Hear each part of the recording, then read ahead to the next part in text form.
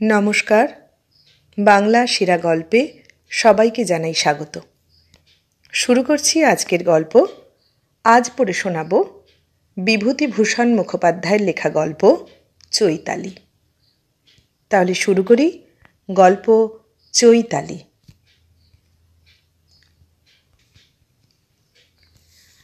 ফাল্গুন গিয়া চৈত্র পড়িয়াছে।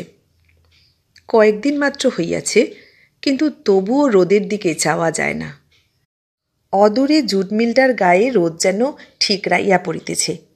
কলের ক্লান্ত নিঃশ্বাসের মতো অভ্র রং লাগানো চিমনিটা দিয়া একটা তাম্রাভ ধোঁয়ার অস্পষ্ট রেখা মন্থর গতিতে কুণ্ডলী পাকাইতে পাকাইতে আকাশে মিশিয়া যাইতেছে। প্রশস্ত মাঠটার সবুজ রঙে একটা অস্বস্তিকর চিকচিকে শ্বেতাভা। মনে হয় তৃষ্ণার্ত কি একটা এই কাঁচা হরিৎ তাহার লালাক্ত জীব দিয়া যেন চাটিয়া বেড়াইতেছে। দূরে গঙ্গার দিকেও চাওয়া যায় না। রুক্ষ আকাশের নিচে জলের রেখাটা দুলিতেছে, যেন একখানি কম্পমান মরীচিকা। মাঠের ওপ্রান্তে একটা পত্রহীন পলাশ গাছের মাথায় এক থোকা টকটকে ফুল এখনও কি করিয়া আত্মরক্ষা করিয়াছে। বেশ একটা প্রীতির ভাব জাগায় না। মনে হয় দগ্ধাবশিষ্টের শেষ অগ্নিরেখা। অশ্বিনী বলিল, এবার চৈত্রের রূপ দেখেছ? বৈশাখ যে তাহলে কি বেশে আসবেন বলতে পারি না। তারাপদ বলিল, জানলাটা বরং বন্ধ করে দিই। সত্যি চোখে বড় লাগছে আলোটা। সমস্ত বছরটাই প্রায় শুকো গেল, হবেই তো এরকম। উঠিতেই শৈলেন বলিল, থাক না, তোমরা না হয় এদিকে মুখ করে ঘুরে বসো। তারাপদ, অশ্বিনী, অক্ষয় তিনজনেই মুখ চাওয়াচাওয়ি করিয়া একটু হাসিল। তারাপদ বসিতে বসিতে বলিল, তোমাদের অন্ত পেলাম না শৈলেন। বর্ষা সরস, তাতে রস পাও বুঝি, কিন্তু এই জ্বলন্ত আকাশ আর ধরিত্রী চাইলে চোখ ঠিকরে পড়ে, এতে তোমরা কি রসের কি কবিত্বের যে সন্ধান পাও মাথায় ঢোকে না। না, তোমাদের নিয়ে যে কি মুশকিলেই। শৈলেন স্থির দৃষ্টিতে বাহিরের দিকে চাহিয়াছিল। মুখটা অল্প ফিরাইয়া লইয়া একটু হাসিল। সত্যই একটু আবিষ্ট হইয়া গিয়াছে। তারাপদর পানে একটু চাহিয়া থাকিয়া হাসিয়াই বলিল, মুশকিল বরং তোমাদের নিয়েই। প্রত্যেকটি ব্যাপার তোমরা মানুষ বা জীবজন্তুর সুখ সুবিধের মাপকাঠি দিয়ে বিচার করবে। জল হয়নি, অর্থাৎ তোমাদের ধান মুগ মুসুরির অসুবিধে হয়েছে, কি তোমাদের গরু ঘোড়ার একটু ঘাসের অভাব হয়েছে। বাস, তোমরা চোখে অন্ধকার দেখছো বলে পৃথিবীর সব সৌন্দর্য লোপ পেল। ধরো যদি একটা বৃহত্তর প্রয়োজনে বা কোনো এক বিরাটতর সত্তার, পুরুষেরই বলো, অদ্ভুত সৌন্দর্য লিপ্সা মেটাবার জন্যেই এই রুক্ষতার সৃষ্টি হয়ে থাকে, তো তাঁর সেই বিরাট আনন্দের সঙ্গেই আমাদের মনের সুর বাঁধবার চেষ্টা করাটাই কি বেশি সঙ্গত? এমন সময় অক্ষয় হঠাৎ উঠিয়া বসিয়া জানালার বাহিরে অঙ্গুলি নির্দেশ করিয়া বলিয়া উঠিল, দেখো দেখো, উস! সকলে নির্দিষ্ট পথে দৃষ্টি ফিরাইয়া নিশ্চল হইয়া গেল। একটা মুষলাকৃতি বিরাট দেহ তাণ্ডবের মত্ত আনন্দে জ্বলন্ত মাঠের উত্তর হইতে দক্ষিণে চক্রগতিতে ছুটিয়া চলিয়াছে। তাহার ধূলিপাটল অঙ্গ হইতে জীর্ণপত্রের ছিন্ন বসন ক্রমাগত পড়িতেছে খসিয়া, আর ক্রমাগতই সে শিকড়ের মতো শীর্ণ বক্র অঙ্গুলি দিয়া সেটাকে জড়াইয়া লইতেছে। পাতায় পাতায় সংঘাতের ফলে যে একটা উগ্র মর্মর উঠিতেছে, সেটা এতদূর থেকেও স্পষ্ট শোনা যায়। তারাপদ বলিল, এরকম ঘূর্ণি অনেক দিন দেখিনি, কখনো দেখেছি কিনা মনে পড়ে না। অক্ষয়ের একটু যেন ঘোর লাগিয়াছিল। বলিল, ঘূর্ণি তো, দেখো দেখো, কপালে আগুন জ্বলছে। একটানা নয়, তবে একটু থাকিয়া থাকিয়া সত্যই রুদ্রের তৃতীয় নয়নের মতো ঘূর্ণিটার ললাটে একটা অগ্নিশিখা জ্বলিয়া উঠিতেছে। যত আবর্জনা দেহলগ্ন করিতে করিতে গতিটা হইয়া উঠিতেছে আরও প্রমত্ত। তারাপদও একটু কিরকম হইয়া গিয়াছিল। কতকটা যেন নিজের মনেই বলিল, শুনেছি সব ঘূর্ণি ঘূর্ণি মাত্র নয়, আবার নিজেই সেটা সামলাইয়া লইয়া বলিল, অবশ্য মেয়েলি কথা। অক্ষয়ের ঘোরটা তখনও কাটে নাই। একটু বিরক্তির কণ্ঠেই বলিল, মেয়েলি? কপালের ওই আলোটা তাহলে কি? ওই দেখো আবার, ওই ওই। শৈলেন বলিল, আগুনই, কোন উনুনের তাও সন্ধান পেয়েছি আমি। সকলে তাহার মুখের দিকে চাহিল। শৈলেন পলাশ গাছটার পানে অঙ্গুলি নির্দেশ করিয়া প্রশ্ন করিল, ফুলের সেই গাছটা কোথায়? সকলেই দেখিল ডালের বেশ খানিকটা পর্যন্ত লইয়া ফুলের সমস্ত স্তবকটা অদৃশ্য হইয়া গিয়াছে। অক্ষয় প্রশ্ন করিল, বলতে চাও ঘূর্ণিতে ডাল শুদ্ধ মুচড়ে নিয়ে চলে গেছে? শৈলেন মাথা দোলাইয়া বলিল, বাংলার ম্যালেরিয়াগ্রস্ত ঘূর্ণি এর বেশি আর পারে না। তবে অন্যত্র সে গাছকে গাছ উপড়ে নিয়ে নাচের সহচর করেছে, এ আমার নিজের চক্ষে দেখা। সকলে ধরিয়া বসিল। গল্পটা তাহলে বলিতে হইবে, চৈতালি গল্পই চলুক আজ। শৈলেন মাথার তলায় মোটা তাকিয়াটা ভালো করিয়া বসাইয়া লইল, যাহাতে দৃষ্টিটা বেশ সোজাসুজি জানালার বাহিরে গিয়া পড়িতে পারে। বলিল, সে গল্পটা বলিতে গেলে আমাকে আগে অক্ষয়ের ক্ষমা ভিক্ষা করে নিতে হয়। তার মানে যদিও সে ঘূর্ণিটা বোধহয় একটা আটপৌরের চৈতালি ঘূর্ণি ব্যতীত আর কিছুই ছিল না, তবু সমস্ত ব্যাপারটার যোগাযোগের মধ্যে এমন কতকগুলো কাণ্ড হয়েছিল যার টিকা আমি এখনও সম্পূর্ণভাবে করে উঠতে পারিনি।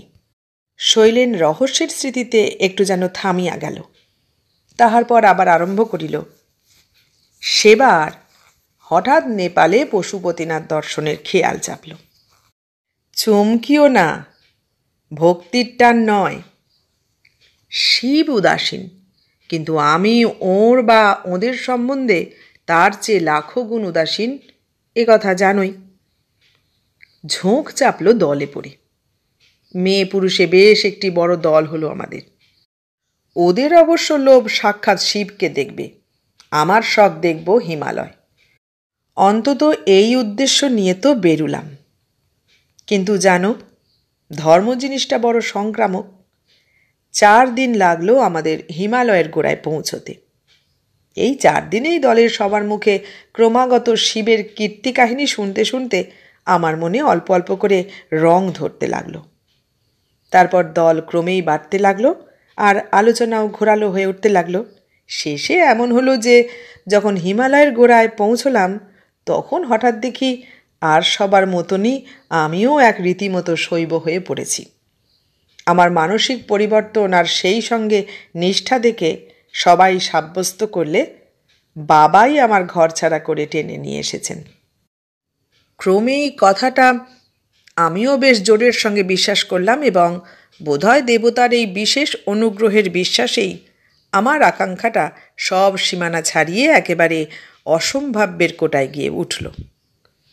আকাঙ্ক্ষা না বলে যদি আবদার বলি তো বোধহয় আরও ঠিক হয়। হিমালয়ের নিচেকার গোটাকতক পাহাড় অতিক্রম করতে করতেই তার বিরাটতায় আমি যেন অভিভূত হয়ে পড়তে লাগলাম। কতকটা যেন একটা নেশার ভাব আমার মাথায় ঘনীভূত হয়ে উঠতে লাগলো। খুব বড় একটা কিছুর নেশা। মনে হলো, এই তো আমি পৃথিবীর মধ্যে সবচেয়ে যা বিরাট, সবচেয়ে যা রহস্যময় দেবতাদের লীলাভূমি, শঙ্কর উমার তপপ্রাঙ্গণ যে হিমালয়, তার গহ্বরে বিচরণ করছি। এখানে এসেও কি আমায় ক্ষুদ্র সংকীর্ণ একটা মন্দিরের মধ্যে স্বল্পায়তন একটা শিলাবিগ্রহকে দেখেই দেবদর্শনের স্বাদ মিটিয়ে যেতে হবে?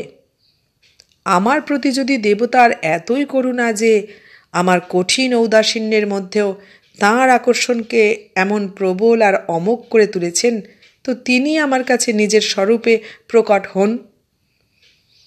কালের অপ্রমেয় অতীতে এই দেবভূমির উপর লোকাতীত যে সমস্ত লীলা সংঘটিত হয়েছিল, তার অল্প একটুও আবর্তিত করে আমার নয়নের সামনে ধরুন, আমি চরিতার্থ হব। তপক্ষিণা ধ্যানরতা উমার প্রশান্ত জ্যোতির্ময়ী মূর্তিই হোক, ভিক্ষার্থী শঙ্করের সামনে শিবানীর অন্নপূর্ণা মূর্তিই হোক, বা মদনভস্যের সময় যোগীবরের প্রলয় মূর্তিই হোক, কালের যবনিকা তুলে আমায় দেখান একবার। তার জন্যে যা তপস্যা তা আমি করব। আমার জাগ্রত চেতনায় যদি সম্ভব না হয়, তো স্বপ্নেই হোক বা আমার চেতনাকে সম্মোহিত করেই হোক আমায় দেখান। আমি সেটাকেও সত্যরূপেই গ্রহণ করে আমার তীর্থ অভিযানের পরম সঞ্চয় করে রাখব। তাঁর লীলাক্ষেত্রে এসেও যদি আমায় মাত্র স্থাবর শিলামূর্তি দেখেই ফিরতে হয় তো ভাবব আমি বঞ্চিত হলাম। যতই এগুতে লাগলাম, হিমালয়ের বিস্ময় যতই আমায় আচ্ছন্ন করে ফেলতে লাগলো, আমার মনটা ততই যেন অপ্রসন্ন হয়ে উঠতে লাগলো। এই তো এসে পড়লাম বলে ভিড়ের পেছনে শিলামূর্তিকেও ভালোভাবে না পেয়ে আর শিলামূর্তির পেছনে দেবতাকেও হারিয়ে 2 দিন পরে ফিরে যাব, শূন্য হাতেই যাব ফিরে। এই জন্যেই কি সুদূর বাংলা ছেড়ে এত আশা, এত উদ্যম নিয়ে আসা? যে দেবতার প্রসাদ লাভ করেছি বলে সবাই বলছে, এক এক সময় যে দেবতাকে অন্তরতম অন্তরে পাই বলেও যেন অনুভব করি, তাঁর কি করে পূজা করব যদি এই দারুণ নিরাশা মনকে তিক্ত করে রাখে? বরকে অভিশাপে পরিণত করবার জন্যেই কি তিনি আমায় এখানে নিয়ে এলেন? আমার খাওয়া কমে এলো, পথ অতিক্রম করার উৎসাহ কমে এলো। দলের পক্ষে আমি যেন একটা বোঝা এবং সমস্যা হয়ে উঠতে লাগলাম। যে দল বিশেষ করে আমার ওপরই একটা অলৌকিক শক্তির আকর্ষণ ধ্রুব বলে মেনে নিয়েছিল, এরই মধ্যে কিন্তু আমার মনে এক এক সময় আবার হঠাৎ কোথা থেকে একটা জোয়ার ঠেলে উঠত, একটা প্রবলতর বিশ্বাসের জোয়ার। সমস্ত মনটা লোকোত্তর কিছু একটা দেখতে পাবে বলে যেন উদগ্র হয়ে উঠত। মনে হতো এই এক্ষুনি দেখতে পাবে। সে এক অদ্ভুত ধরনের অনুভূতি, যাতে না দেখতে পাওয়াটাই আশ্চর্য মনে হতো।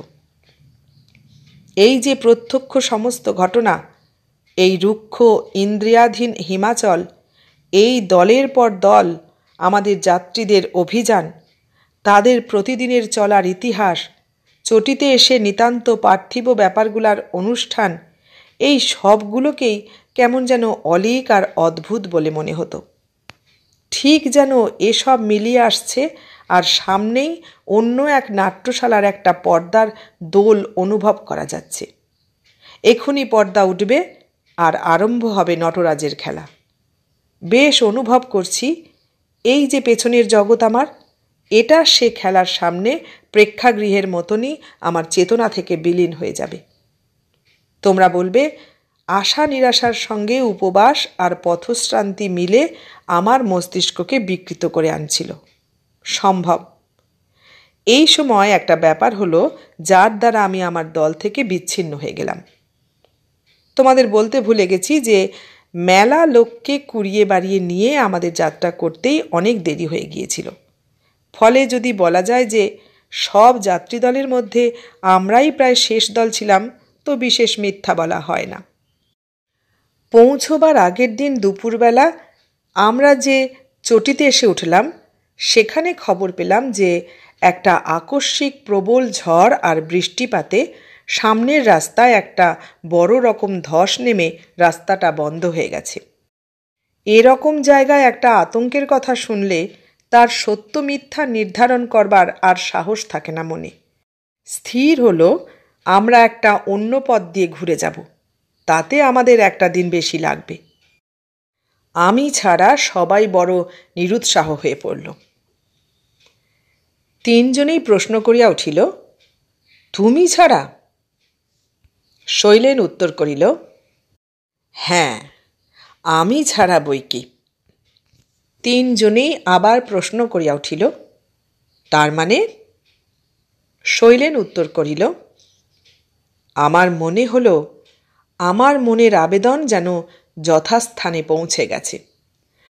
যদি তখন এও ভেবে থাকি যে পাহাড়ের এই ধস কোনো এক মহাশক্তির আবির্ভাবই সূচিত করছে, তো কিছু আশ্চর্য হইও না। আমার মনটা তীক্ষ্ণ প্রত্যাশায় আরও চঞ্চল হয়ে উঠল।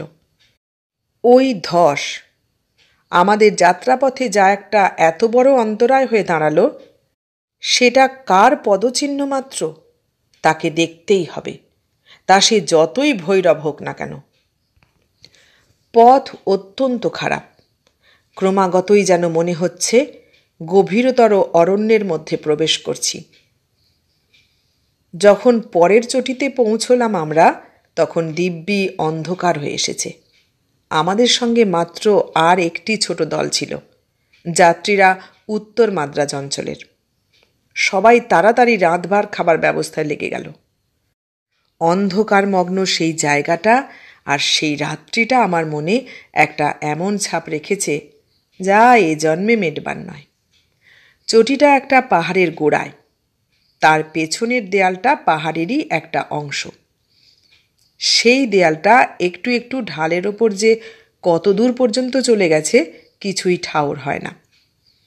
চটির কলরব থেকে একটু আড়ালে এসেই একটা অদ্ভুত থমথমে ভাব।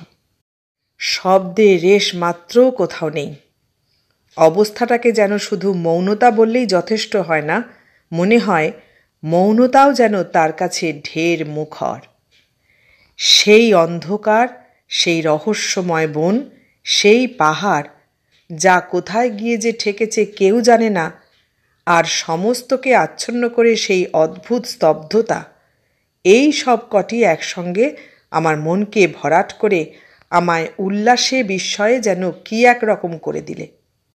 মনের ভাবটা ঠিক গুছিয়ে বলতে পারছি না, কেননা মানুষ যখন একটা ভাবে অভিভূত হয়ে পড়ে তখন তার স্মৃতিশক্তিটা হয়ে পড়ে বড় অস্পষ্ট।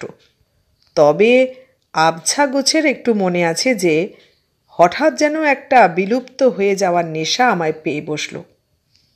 ঠিক আত্মহত্যা করবার নয়, শুধু বিলুপ্ত হয়ে যাওয়ার। এই তরল কোষ্ঠী পাথরের মতো অন্ধকারে, চির অজ্ঞেয় বনাশ্রিত এই পাহাড়ে, এই অপরূপ স্তব্ধতায় বিরাট এক অজগর তার অপলক ঘনকৃষ্ণ চক্ষু দিয়ে আমায় সম্মোহিত করে ফেলে তার অন্ধকার জঠরে আকর্ষণ করছে।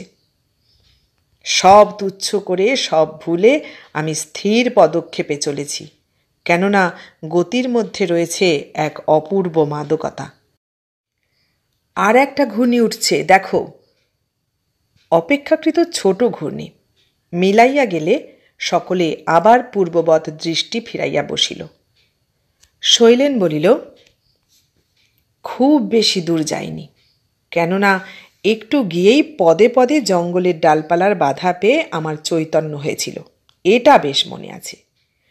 ঠিক যেন আমার মনে হলো প্রাণপণে কে আমায় সামনে ঠেলে রাখবার চেষ্টা করছে।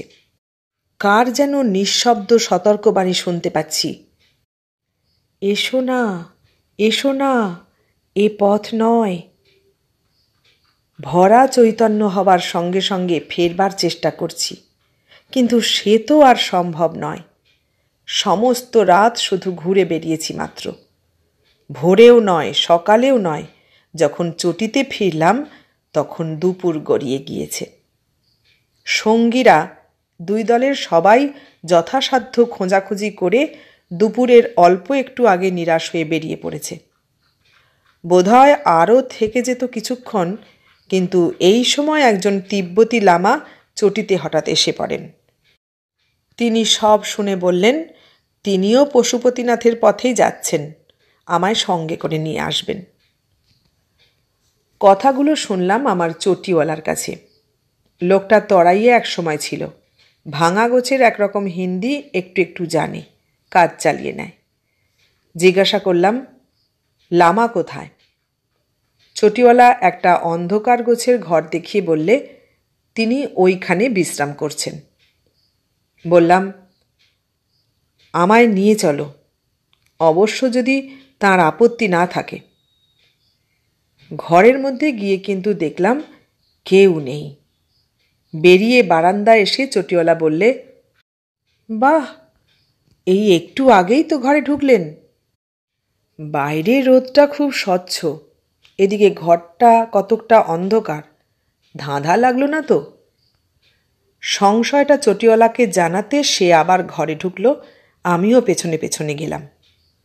অন্ধকার কোণটার পানে গলাটা একটু বাড়িয়ে চটিওয়ালা এবার একটা ডাকও দিলে। প্রায় সঙ্গে সঙ্গেই আমরা দুজনেই চমকে উঠলাম। উত্তর এলো আমাদের পেছন থেকে।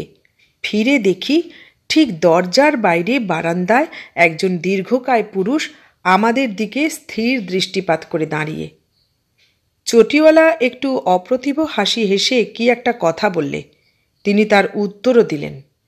চটিওয়ালা আবার কি একটা প্রশ্ন করলে তারও উত্তর হলো, কিন্তু লক্ষ্য করলাম এবার স্বরটা একটু যেন রুক্ষ, দৃষ্টিতেও একটু যেন বিরক্তি। কারুর কথায় বিশ্বাস না করলে তার মুখের ভাবটা যেমন হয় কতকটা সেই রকম। এবার চটিওয়ালার মুখে একটু খোসামোদের হাসি ফুটে উঠল। একটা কথাও কি বললে না বুঝতে পারলেও মনে হলো একটা জবাবদিহি দিয়ে লোকটির বিরক্তিটা মিটিয়ে দিতে চায়। তারপর একটা প্রশ্ন করলে, তার উত্তরে লোকটা আমার পানে স্থিরভাবে সেকেন্ড কয়েক চেয়ে থেকে ঠিক 3টি শব্দে কি একটা কথা বললে। সমস্ত শরীরটি নিশ্চল, শুধু চাপা ঠোঁট দুটি অল্পমাত্র একটু নড়ল। ঘরের মধ্যে সেই প্রথম না পাওয়া থেকে তীক্ষ্ণ দৃষ্টির সঙ্গে এই স্বল্পাক্ষর প্রশ্ন আমার কেমন যেন একটা অস্বস্তি হচ্ছিল। পূর্বেই বলেছি, লোকটা বেশ দীর্ঘাকৃতি, মুখটা তিব্বতী ছাঁদেরই, তবে সাধারণত এদের মুখ যেমন ভাবলেশীন হয় তেমন নয়, বেশ বুদ্ধিদীপ্ত। মঙ্গোলীয় জাতের বয়স নির্ণয় করা আমাদের পক্ষে শক্ত, তবুও সমস্ত আকৃতিটার কোথায় যেন কি আছে, যার দ্বারা একটা ধারণা আপনি থেকেই বদ্ধমূল হয়ে যায় যে বয়সটার মধ্যে কিছু একটা অসাধারণত্ব আছে, যেন আমাদের বয়সের মাপকাঠি দিয়ে মাপা চলে না। 100ও হতে পারে, 200 হওয়াও কিছু বিচিত্র নয়। যদি তার ওপরেও কিছু হয় তো তাহলেও কিছু আশ্চর্য হবার নেই। আমাদের চেহারায় থাকে খণ্ডিত কালের নিশানা, ওর চেহারায় কালের যদিই বা কিছু ছাপ লেগে থাকে তো সে অখণ্ড কালের। সমস্ত মাথাটি মুণ্ডিত, গায়ে হলদে রঙে ছোবানো মোটা সিল্কের একটা তিব্বতী আলখাল্লা। লোকটা তিব্বতী নিশ্চয়, কিন্তু একটু বিস্মিত হয়ে দেখলাম বৌদ্ধ নয়, কেননা হাতে একটি রুদ্রাক্ষের মালা, তার মানে লামা নয়, বোধহয় কোনো মঠধারী শৈব। আমি একটু বিস্মিত হলাম এই জন্য যে আমার ধারণা ছিল তিব্বতী মাত্রেই বৌদ্ধ। প্রশ্নটা বুঝতে না পেরে একটু অস্বস্তির সঙ্গে মুখের পানে চেয়ে আছি। চটিওয়ালা বললে, বলছেন ঠিক সূর্যাস্তের সঙ্গে সঙ্গেই বেরুবেন। অদ্ভুত প্রস্তাব, যেখানে সূর্যাস্তের সঙ্গে সঙ্গে আশ্রয় না খুঁজে বের করতে না পারলে জীবনই বিপন্ন, সেখানে আশ্রয় ছাড়বারই ব্যবস্থা হলো সূর্যাস্তে। একটু হতভম্ব হয়ে লোকটির মুখের পানে চাইলাম। প্রস্তর মূর্তিতে কোনো পরিবর্তন না দেখে চটিওয়ালার মুখের দিকে চেয়ে বললাম, বেশ, তাই হবে। চলে আসতে আসতে চটিওয়ালা রুক্ষস্বরেই বললে, অথচ আমার যেন মনে হচ্ছে ঘর থেকে বেরুননি বাবু। কখন বেরুলেন? এই সব তিব্বতী লামারা সব কিছুই। হঠাৎ পেছনের দিকে একবার চেয়ে চুপ করে গেল। বুঝলাম নিশ্চয় এই রকম গোছের কোনো মন্তব্য করতেই তিব্বতীর মুখে বিরক্তির চিহ্ন ফুটে উঠেছিল, এবং ফিরে না দেখলেও মনে হলো সে সেইখানেই দাঁড়িয়ে আমাদের দেখছে বলেই চটিওয়ালা হঠাৎ থেমে গেল। অস্বীকার করব না, একটু যেন গা ছমছম করতে লাগলো। লোকটার চেহারা অশ্রদ্ধা জাগায় না, মোটেই না, বরং বেশ একটা সম্ভ্রম জাগায়, কিন্তু সেই সঙ্গে সঙ্গে জাগায় অপরিমেয় রহস্যের ভাব। রাত্রিকে সামনে রেখে এই লোকের সঙ্গে পা বাড়াতে বেশ একটু গা ছমছম করতে লাগলো। চটিওয়ালার অসমাপ্ত মন্তব্য সেটা আরও বাড়িয়ে দিল। তারপর আবার এলো সেই জোয়ার, সেই উগ্র কৌতূহলের জোয়ার। মনটা আস্তে আস্তে একটা অদ্ভুত উল্লাসে ভরে উঠতে লাগলো। বুঝলাম আমার প্রার্থনা মঞ্জুর হয়েছে, দূত এসেছেন আমায় নিয়ে যেতে। রহস্যলোকের যাত্রা তো সন্ধ্যার মহেন্দ্র লগ্নেই, সামনে থাকবে দূর বিস্তৃত রাত্রি, অন্ধকার অন্ধকার, আরও আরও অন্ধকার, তারপর যাত্রাপথের অসীম নিরাশা, অসীম ক্লান্তির শেষে আসবে প্রদোষ, তার সামনে দীপ্ত দিবালোক নিয়ে। দেখব আমি লোকাতীত এক নতুন জগৎকে, সেখানে বিস্তৃত অতীতের রহস্যলীলা মরণহীন কালের কোলে নিত্য লীলায়িত হচ্ছে। কোথা শঙ্কর, কোথা উমা, কোথা যক্ষ গন্ধর্বলোকের সঙ্গে লোকের অপূর্ব মিলন, কোথা স্বর্গমর্তচারী দেবর্ষীদের জ্যোতিপথরেখা, দিব্যাঙ্গনাদের প্রমোদভূমি প্রত্যক্ষ করতে হবে। ভয়, ভীতু যে সে কি, যে বিপদকে আহ্বান করতে পারলে না, মরণকে যে পরম ত্রাতা বলে আলিঙ্গন করে নিতে পারলে না, তাকে যে এই খর্ব বিরস বৈচিত্র্যহীন জীবনকে আঁকড়ে পড়ে থাকতে হবে, যে জীবন হীনতর দীর্ঘীকৃত মরণেরই নামান্তর মাত্র। কি আনন্দ! আমি যাব। এই অগণিত যাত্রীদের মধ্যে দেবতা আমাই বেছে নিয়েছেন এই মহা সৌভাগ্যের জন্যে। আমার ললাটেই তাঁর জয়টিকা দিয়েছেন পরিয়ে, আমারই জন্যে পাঠিয়েছেন তাঁর দূতকে। তাঁর অসীম করুণার জন্যে কোটি কোটি প্রণাম। আমি যাব, যাব। সন্ধ্যা পর্যন্ত অপেক্ষা করে থাকা আমার অসহ্য হয়ে উঠছে ক্রমেই। শৈলেন ভাবের উন্মাদনার মধ্যে ভাষাকে একটা ঝঙ্কার দিয়াই জানালার বাহিরে দৃষ্টি নিবদ্ধ করিয়া থামিয়া গেল। খানিকক্ষণ পর্যন্ত সেইভাবেই চুপ করিয়া রহিল। যে রহস্য অভিযান একদিন সত্য হইয়াছিল জীবনে, আজ হঠাৎ উদ্বেলিত স্মৃতিতে সেই অভিযান যেন রেখা অনুরেখায় ফুটিয়া উঠিয়া এক অপ্রত্যক্ষ নূতনতর বাস্তবের রূপ ধরিয়াছে।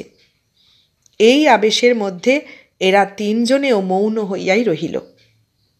শৈলেন আবার আরম্ভ করিল, চলার কথা আমি বিশেষ কিছুই বলবো না, পথের বর্ণনারও চেষ্টা করব না। হিমালয়ের বর্ণনার জন্যেই চাই কালিদাস, ওই রকম এক উত্তুঙ্গ প্রতিভা। দিন নেই রাত্রি নেই চলেছি, আর প্রতি পদক্ষেপে পেয়েছি নতুন বিস্ময়। রাত্রির কথায় তোমরা আশ্চর্য হচ্ছ, কিন্তু সত্যি আমরা রাত্রিতেও চলতাম পথ। ব্যাপারটা খুব আশ্চর্যের নয়। আমরা যে ক্রমোচ্চ পথে চলছিলাম বেশি, শাখা প্রশাখার ঘন জঙ্গল তাতেই ক্রমেই কমে আসছিল। মোটেই অলৌকিক নয়, নিত্য ভৌগোলিক ব্যাপার। আমরা যে স্তরে আরম্ভ করেছিলাম সেইটি ছিল ঘন বনের শেষ চিহ্ন। আমরা সেই রাত্রির প্রথম অংশেই সেটা অতিক্রম করে গেলাম। আশ্চর্যের মধ্যে এইটুকু দেখলাম যে পথে আমরা যাচ্ছিলাম সেটা রেড রোড না হলেও যে পথে এতক্ষণ চলেছি তার চেয়ে ঢের সহজ, ঢের পরিচ্ছন্ন। হতে পারে আমি একটা প্রবল আকর্ষণে ছোট ছোট সব বাধাকেই অগ্রাহ্য করে চলেছি, তবু এ কথা মানতেই হয় যে খুব বেশি বাধা তেমন কিছুই ছিল না। আর একটা কথা যা তখন ভেবে দেখিনি, অথবা যা তখন কেন জানি না অত্যন্ত অস্বাভাবিক বলে মনে হয়েছিল, তা এই যে সে রাত্রে এবং পরের সব রাত্রেই বরাবর একটা অস্পৃষ্ট আলো পেয়ে গেছি। পরে মিলিয়ে দেখেছি সেই আলো, বা আলোর আভাস বলাই ঠিক, বেরিয়েছে সেই তিব্বতী সঙ্গীর দেহ থেকে। তোমরা আপত্তি করবে জানি, কিন্তু এটাও খুব একটা অলৌকিক জিনিস নয়।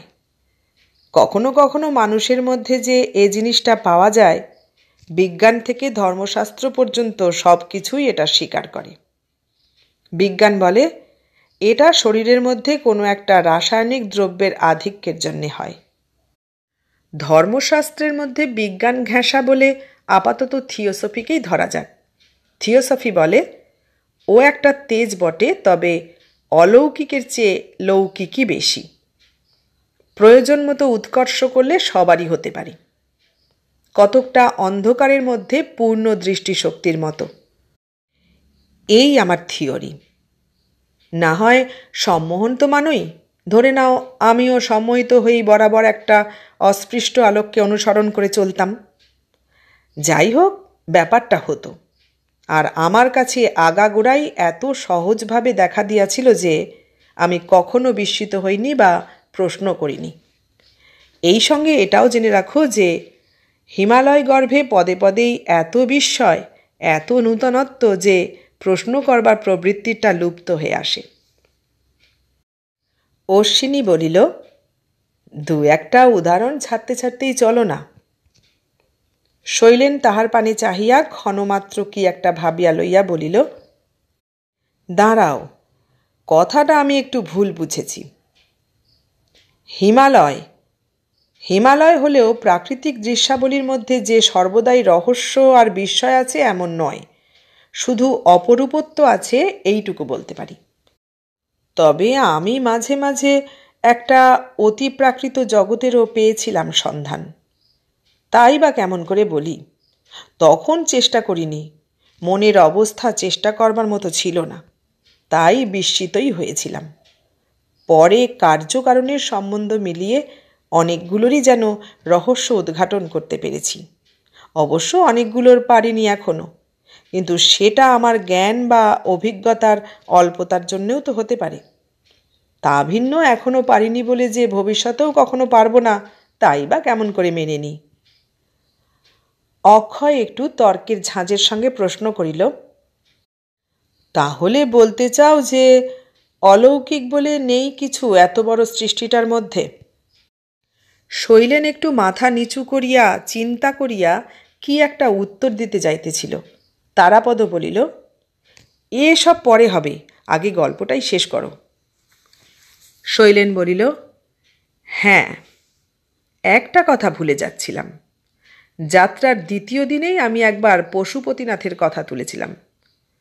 তাতে লোকটা ভ্রুভঙ্গি করে আমায় কি একটা প্রশ্ন করলে। তার অর্থ যাই হোক, আমার যেন মনে হলো জিজ্ঞাসা করলে সত্যি কি আমি সেইখানে যেতে চাই। হয়তো অন্য কিছু জিজ্ঞাসা করে থাকবে, কিন্তু আমার চিন্তার গতির জন্যেই এই মানেটা করে আর আমি কিছু বলতে সাহস করলাম না। যেদিকে যাচ্ছিলাম সেই দিকেই হাতটা বাড়িয়ে ইঙ্গিত করলাম আমি ওর পথেই চলব। মনে হলো ও যখন মনের অন্তঃস্থল পর্যন্ত দেখতে পাচ্ছে, তখন প্রবঞ্চনার চেষ্টা করা কেন। তারপর চলেছি, কতদিন যে চলেছি। প্রথম প্রথম হিসেব রাখলেও কয়েকদিন পর থেকে আর রাখতে পারিনি, চেষ্টাও করিনি বোধ হয়। দিনের পর রাত এসেছে, রাতের পর দিন আমরা চলেছি। এমন একটা ব্যস্ত অধীরতার সঙ্গে যেন বিশেষ কোথাও একটা পৌঁছতে সামান্য বিলম্ব হয়ে গেলে আমাদের সমস্ত যাত্রাটাই মাটি হয়ে যাবে। উৎকট ঔৎসুক্যের জন্যেই হোক বা যে জন্যেই হোক, এক একবার মনে হতো খুব সুদূরের বাঁশির অতি ক্ষীণ সুরের মতো কি একটা কানে এসেই মিলিয়ে গেল, কিংবা অতি দূরের একটা গন্ধের রেশ, যেন এই তরঙ্গায়িত শ্রেণীর পর শ্রেণীবদ্ধ গিরিস্তূপের কোন সুদূর প্রান্তে একটা মহোৎসবের আয়োজন হচ্ছে, তারই আসরে সুর বাঁধার এই ছিন্ন সঙ্গীত, তারই জন্য সুগন্ধি সমাবেশের এই খণ্ডিত আভাস। কত উপত্যকা অধিত্যকা পেরিয়ে পর্বতের চূড়ার পর চূড়া ডিঙিয়ে আমরা চলেছি। খর্ব একরকম ঘাসের স্তর পেরিয়ে ঝাউয়ের স্তরে পড়লাম। সেটা পেরিয়ে প্রথম তুষারের দেশে সবুজ মখমলের মতো একরকম উদ্ভিদ। মাঝে মাঝে নেমে আবার পরিচিত অপরিচিত উদ্ভিদের স্তরে। বাঁধার হাঙ্গাম নেই, আহার মাত্র ফল মূল, কখনো কখনো কোনো লতাপাতার রস। সবগুলোই যে সুস্বাদু তা নয়, তবে সবগুলো থেকেই যে শক্তি পেয়েছি এ কথা অস্বীকার করতে পারি না। বিশ্রাম করতে পেরেছি অতি অল্পই। একটানা 3 ঘন্টার বেশি যে কখনো নিদ্রা দিতে পেরেছি বলে মনে হয় না। অবশ্য সূর্য বা চন্দ্র যতটুকু দেখতে পেতাম তারই আন্দাজে বলছি, কিন্তু কখনো ক্লান্ত হইনি। শেষে আমরা একদিন আমাদের পথের উচ্চতম জায়গাটিতে একটা ঘন বরফের অধিত্যকা এসে পৌঁছলাম। তারপর শুধুই নামতে আরম্ভ করলাম। আবার সেই সবুজ মখমলের মতো উদ্ভিদ, সেই খড়ের বন, কিন্তু তারপর যখন অনেক রকম গাছের সংস্থানে ঘন জঙ্গল আশা করছি, তখন একদিন সূর্যাস্তের সঙ্গে সঙ্গে এসে পড়লাম অত্যন্ত একটা রুক্ষ দেশে। না আছে একটি জলের ধারা, না আছে একটি সবুজের রেখা, যেন একটা প্রকাণ্ড পোড়ামাটির নরম তাল সমস্ত নিশ্চিহ্ন করে ওপর থেকে নামতে নামতে কয়েকটা ঢেউ তুলেই হঠাৎ কঠিন হয়ে গেছে। এইখানে এসে আমাদের যাত্রা শেষ হয়ে গেল। শৈলেন চুপ করিয়া বালিশে এলাইয়া পড়িল। তারাপদ সিগারেট খাইতেছিল। হাতটা বাড়াইয়া বলিল, এবার দাও। তিনজনেই প্রবল আপত্তি করিয়া উঠিল। অক্ষয় বলিল, বাহ, শেষ হয়ে গেল? এত দূর বন জঙ্গল নদী বড় পার করিয়ে এনে তুমি আমাদের এই আগাটায় তুলে ছেড়ে দেবে নাকি? আর কিছু না হোক, মন গড়াও দু একটা বিস্ময়ের নমুনা। শৈলেন সিগারেটের ধোঁয়া ছাড়িয়া বলিল, প্রথম বিস্ময় হল, এই রুক্ষ প্রাকৃতিক দৃশ্য থেকে একসময় দৃষ্টিটা কাছে ফিরিয়ে নিয়ে এসে দেখি আমি সঙ্গীহীন। সকলেই একসঙ্গে বলিয়া উঠিল, আশ্চর্য, সে কি? শৈলেন বলিল, অবস্থা গতিকে বোধহয় স্মৃতি বিভ্রম ঘটে থাকবে। তাই আমার যা তখন সবচেয়ে আশ্চর্য বলে মনে হয়েছিল তা এই যে, আমি কি করে ভাবলাম যে আমার একজন সঙ্গী ছিল? ছিল না তো কেউ। গভীর নিদ্রার পর ক্লান্তির মতো আমার সমস্ত শরীর মন থেকে যাত্রাপথের যা কিছু সবই যেন মুছে গিয়ে খুব অস্পষ্ট একটা স্মৃতিমাত্র অবশেষ রইল। মনে স্পষ্ট শুধু এই রইল যে আমি এখানে রয়েছি। ভয়ের বদলে একটা পুলক রোমাঞ্চ আমার শরীরে ঢেউয়ের পর ঢেউ তুলে আমায় কোন এক ঊর্ধ্বলোকে যেন তুলে ধরলে। বেশ বুঝলাম এইবার পট উঠবে। সেই সুরের তরঙ্গ, সেই শত পুষ্পসারের গন্ধ আরও স্পষ্ট হয়ে উঠবে। তাদের উৎসের সন্ধানে আমি সমস্ত শক্তি নিয়োগ করে দিলাম। জ্যোৎস্নাপক্ষ অনেক দিন থেকেই চলছিল। সেই শুকনো মাটির ঢেউ ভাঙতে ভাঙতে আমি এগিয়ে চললাম। এইটুকু জ্ঞান আছে, ক্রমাগত নেমেই চলেছি। তারপর আকাশের স্বচ্ছ চাঁদ যখন প্রায় পশ্চিমে হেলে পড়েছে, সেই সময় মনে হলো বাড়ি ছাড়ার পর থেকে আজ পর্যন্ত পথ চলার যত ক্লান্তি যেন আমার ঘাড়ে একসঙ্গে চেপে এলো। একটা চাতালের ওপর দাঁড়িয়েছিলাম আমি, সেইখানেই অবসন্ন দেহে শুয়ে পড়লাম। জানি না তারপরের দিনের কথা কি আরও দুদিন পরের কথা, যখন ঘুম ভাঙল দেখলাম পূর্ব দিকে প্রথম উষার অস্পষ্ট আলো দেখা দিয়েছে। সেই ক্ষীণ আলোতেই সামনে যা দেখলাম তাতে বিস্ময়ে আনন্দে আমার সমস্ত মন আচ্ছন্ন হয়ে গেল। কেন্দ্র থেকে চারিদিকে প্রায় 5 মাইল দূরত্ব নিয়ে একটা বিশাল উপত্যকা। চারিদিকে পাহাড় ধাপের পর ধাপে উঠে গেছে। গোড়ায় ঘন জঙ্গলের আবরণে নীল, তারপর সেই নীল স্তরে স্তরে ফিকে হতে হতে শেষ রেখায় গিয়ে বরফের রূপালিতে মিলিয়ে গেছে। সূর্য ওঠার সঙ্গে সঙ্গে যেমন সেই রূপালির গায়ে সোনার জলের প্রলেপ পড়ল, নিচের তরাইও অমনি ধীরে ধীরে স্পষ্ট হয়ে উঠতে লাগল। তারপর চোখের সামনে যা একে একে ফুটে উঠতে লাগলো তাকে দৃশ্য বলবো কি কাব্য বলবো বুঝে উঠতে পারছি না। কাব্যই। উদীয়মান সূর্যের এক এক ঝলক কিরণে সেই কাব্যের এক একটা পাতা যেন আমার চোখের সামনে উল্টে যেতে লাগলো। একটা ছোট গণ্ডির মধ্যে অত বিচিত্র রঙের সমারোহ আমি জীবনে কখনো দেখিনি।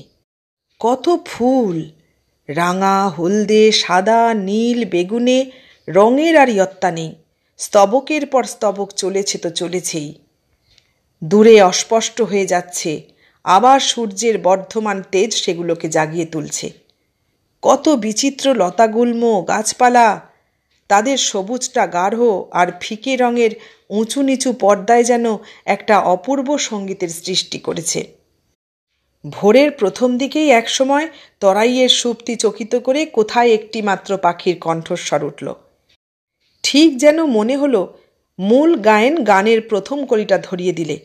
তারপর একসঙ্গেই উত্তর, দক্ষিণ, পূর্ব, পশ্চিমের সমস্ত কোণ কান থেকে হাজার হাজার পাখির কাকলি সমস্ত তরাই সুরে সুরে ভরাট করে দিয়ে পাহাড়ের অলিগলি বেয়ে বাইরে ছুটে চলল। একটা হাওয়া উঠেছিল। পাখিদের এই সমতানকে দুলিয়ে খেলিয়ে গাছে গাছে রঙের ঢেউ তুলে একটা অদৃশ্য স্রোতের মতো পাহাড়ের দেয়ালে দেয়ালে ধাক্কা খেয়ে ঘুরতে লাগল। সবার ওপর সেই মিষ্ট গন্ধ, অপূর্ব। কল্পনা করা যায় না যে একই বায়ুস্তরে একই সময়ে এত বিচিত্র গন্ধ ঠাসাঠাসি করে থাকতে পারে। সবুজটাকে সুর বলেছি, এ যেন আরও সূক্ষ্মতর এক সঙ্গীত। বিস্ময়ের মধ্যেই একবার মনে পড়ল, যতদিন চলেছি তাতে তো এটা ভরা বসন্ত হওয়াই উচিত, ফাল্গুনের শেষ কি চৈত্রের আরম্ভ। কিন্তু যত বসন্ত কি হিমালয়ের এই একটি তরাইয়ের মধ্যে গাদাগাদি করে আসতে হয়? আর এ কি হিমালয়? নাগরাজের সে পৌরুষ গাম্ভীর্য কোথায়? এতটা পথ এলাম, এ হালকা রূপ তো কোথাও দেখিনি। এ যেন এক সুরনর্তকী তার হাস্যে লাস্যে সাজসজ্জায় বিলাস বিভ্রমে ধ্যানমগ্ন যোগীবরের।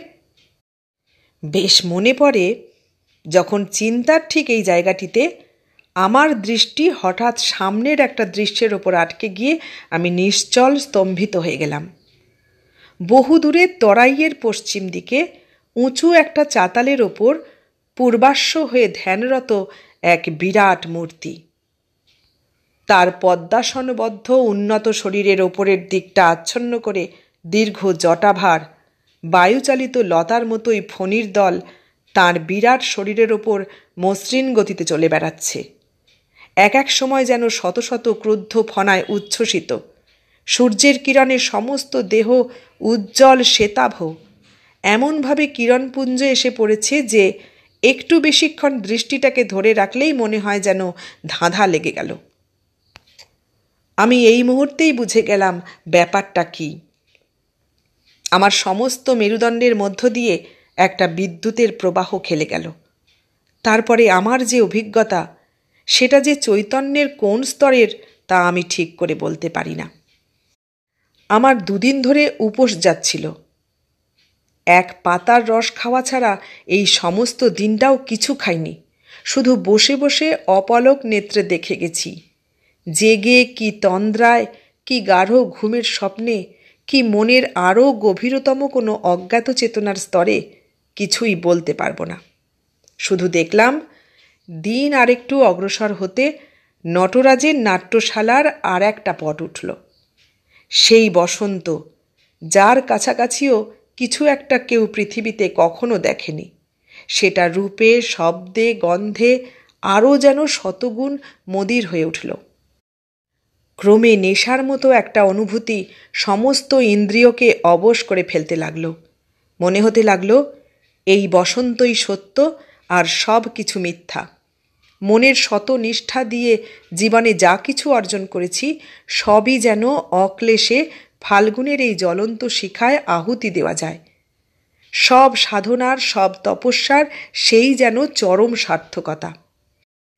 চিন্তার মধ্যেই আর একটা আশ্চর্য ব্যাপার ঘটল। পূবের পাহাড়ের সোনারূপার ওপর দিয়ে সূর্যের যে কিরণ এসে পড়েছিল, সেইগুলোই বিভিন্নভাবে প্রতিফলিত হওয়ার জন্যেই হোক, বা আমার দৃষ্টি বিভ্রম হোক, অথবা দুটোর মিলিত পরিণতিই হোক, এক সময় মনে হলো ঊর্ধ্বে কোথা থেকে আলোর পথ বেয়ে কারা সব নেমে এসে সেই তপস্যাবেদীর চারিদিকটা ফেললে ঘিরে, আর সঙ্গে সঙ্গে আরম্ভ হলো তাদের বিলাসোচ্ছল নৃত্য।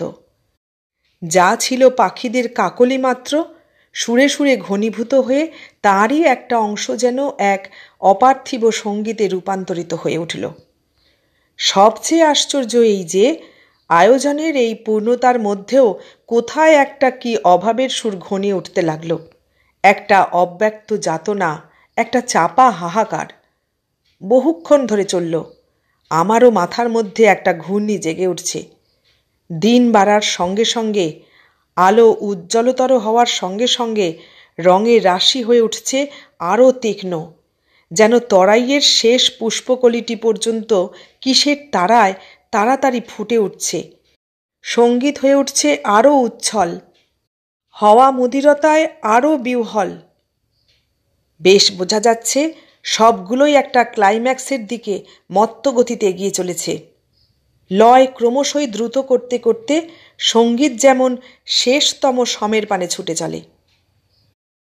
তারপর দুপুরের একটু পরেই এই রহস্যময় মাদকতা যখন শেষ সীমায়, হঠাৎ যোগীর ধ্যান ভঙ্গ হল।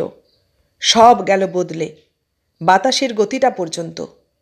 এতক্ষণ ছিল দক্ষিণ প্রবাহী, হঠাৎ মূর্তির পেছন থেকে গিরিসংকট বেয়ে আগুনের হালকার মতো একটা বায়ুস্রোত ঢুকে পড়ল। একটা বিকট ঝমঝমঝম শব্দ। তারপরেই সেকেন্ড কয়েকের জন্যে সমস্ত তরাইটা স্তব্ধ হয়ে গেল। সব যেন একটা উৎকট ভয়ে আঁতকে উঠছে। এরপরেই যা আরম্ভ হলো তাকে মদনভস্যের পুনরাভিনয় ভিন্ন আর কিছুই বলা চলে না। প্রথমেই সেই মূর্তিটা মাথার জটা ফুলিয়ে গায়ের আভরণ ফণিদলকে ত্রস্ত করে উগ্র দৃষ্টিতে জেগে উঠল। আর শুধু এক দক্ষিণ দিক ছাড়া সব দিক দিয়েই সেই রকম আগুনের হালকার মতো স্রোত ঢুকতে লাগল। পাহাড়ের অলিগলি যেখানেই একটু পথ পেলে সেখান দিয়েই। ক্রমে চারিদিককার হাওয়ার সংঘর্ষে তাণ্ডব নাচে ভূতনাথের সঙ্গীদলের মতোই ঘূর্ণির পর ঘূর্ণি। সেও নিশ্চয় এই চৈতালি ঘূর্ণি, কেননা আগেই বলেছি আমি যা দেখছিলাম সেটা ফাগুন শেষের বা চৈত্র আরম্ভের ব্যাপার। চৈতালি ঘূর্ণি, কিন্তু তার কাছে এ ঘূর্ণি শিশু মাত্র। গাছ উপড়ে ফুলে ভরা গাছের ডালগুলোকে লুপতে লুপতে প্রলয় হুঙ্কারে সমস্ত তরাইটা ওলট পালট করে ফিরতে লাগল। ধুলোয় দিগন্ত হয়ে এলো অন্ধকার। ডালপাতার সংঘর্ষে পাহাড়ের কোলে দাবাগ্নি জ্বলে উঠে সেই ধুলোকে গৈরিকে রাঙিয়ে আগুনের মতোই উত্তপ্ত করে তুললে। সূর্যও হয়ে উঠল প্রলয়ের সূর্যের মতোই প্রখর। চারিদিকে পাহাড় ঘেরা সেই প্রকাণ্ড তরাইয়ের গহ্বরে একটা হুঙ্কার গর্জে ফিরতে লাগল। সংহার, সংহার, শুধুই সংহার। তার সঙ্গে মিশল ধ্বংসের হুতাশ, মৃত্যুর আর্তনাদ। একটা দিন যার প্রভাত ছিল এত অপরূপ সুন্দর, অপরাহ্নে সেটা অকস্মাৎ এত বিকট হয়ে উঠতে পারে কল্পনাও করা যায় না। ক্রমে ঘূর্ণির ধুলোবালির সঙ্গে পোড়া জঙ্গলের ছাই মিশে তরাইটাকে লুপ্ত করে সূর্যকে নিষ্প্রভ করে আনলে। মাতুনি আরও বেড়েই চলল। ঘূর্ণিতে গাছের জ্বলন্ত শাখা ঘোরাতে ঘোরাতে ধ্বংসের অট্টহাসের সঙ্গে চারদিকে অগ্নিবৃষ্টি করে ঘুরতে লাগল। মাঝে মাঝে দৃশ্য আরও বিভৎস। শূন্যে জ্বলন্ত শাখার সঙ্গে ফুলের শাখার জড়াজড়ি। চাপা আর্তনাদের সঙ্গে ফুলের স্তবক দাউ দাউ করে জ্বলে উঠে মুহূর্তে এক মুঠো ছাই হয়ে ধোঁয়ায় ভরা আকাশে মিলিয়ে গেল। বিনষ্টতপা শঙ্করের তৃতীয় নয়নের আগুন পঞ্চস্বরের শেষ চিহ্নটি পর্যন্ত ভস্মীভূত না করে তৃপ্ত হবে না। কখন সূর্যাস্ত হলো বোঝা গেল না। ধুলো আর ধোঁয়ার সঙ্গে কখন যে মেঘ এসে মিশে গেছিল তাও টের পায়নি। এক সময় বৃষ্টি নামল, বোধহয় সন্ধ্যার কিছুক্ষণ পরেই। শৈলেন চুপ করিল। আরও তিনজনেও খানিকক্ষণ চুপ করিয়াই রহিল। তাহার পর অক্ষয় একটা দীর্ঘশ্বাস মোচন করিয়া বলিল, আশ্চর্য। শৈলেন বাহিরের দিকে চাহিয়াছিল।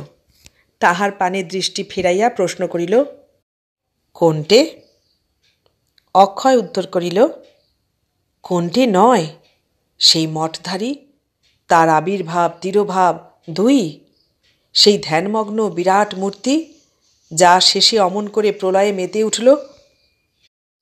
অশ্বিনী কথাটা কাড়িয়া লইয়া বলিল, এমনকি সেই খণ্ড প্রলয়ের মধ্যেও তোমার অক্ষত থাকাটা পর্যন্ত?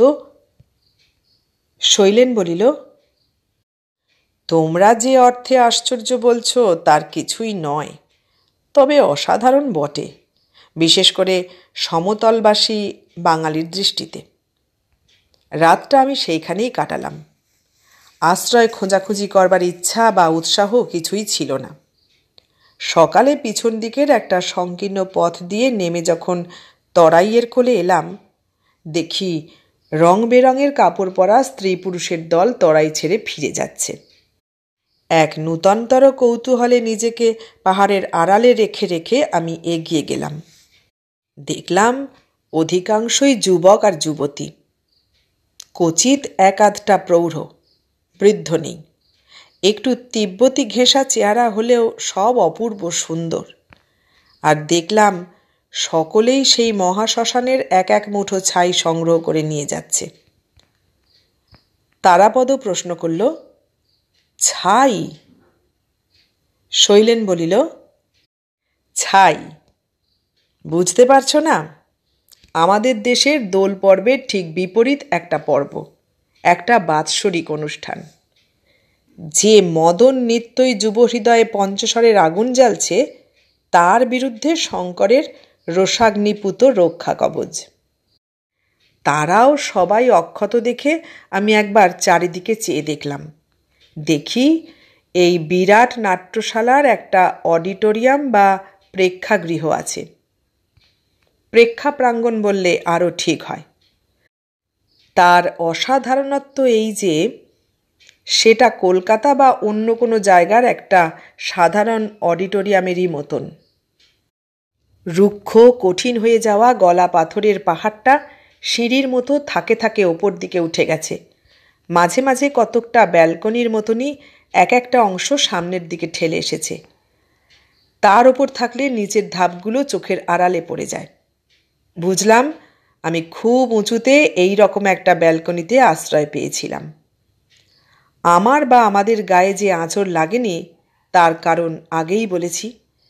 ঘূর্ণিগুলো এক দক্ষিণ দিকটা ছেড়ে আর সব দিক দিয়েই এসেছিল। স্বভাবতই ধ্বংসলীলাটাও অনুষ্ঠিত হয়েছিল এই দিকটা বাদ দিয়েই। সেটার মধ্যে আশ্চর্য কথা তো দূরে থাক, অসাধারণত্বেরও কিছু নেই। নিতান্ত ভৌগোলিক ব্যাপার।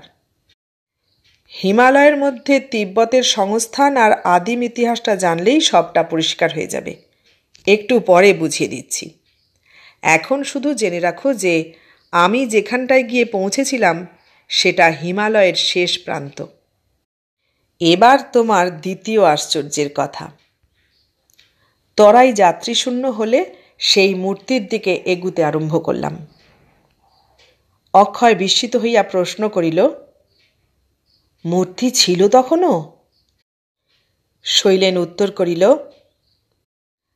প্রায় দেখা যায় পাহাড়ের গা থেকে একটা অংশ ঠেলে এসে একটা জীব জন্তু বা মানুষের আকারে দাঁড়িয়ে বা বসে থাকে।